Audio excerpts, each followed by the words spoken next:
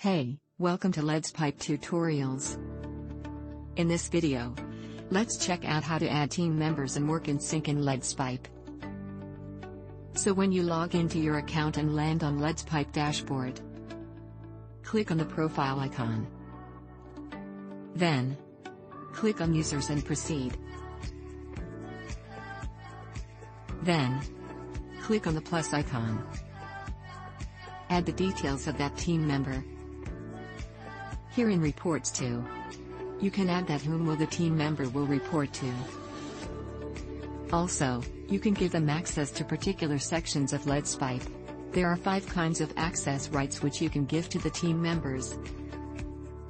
For example, you can give pipe rights only to the person responsible for execution of the campaigns.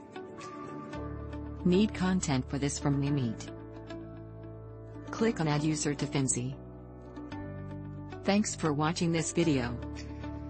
Hope it was helpful.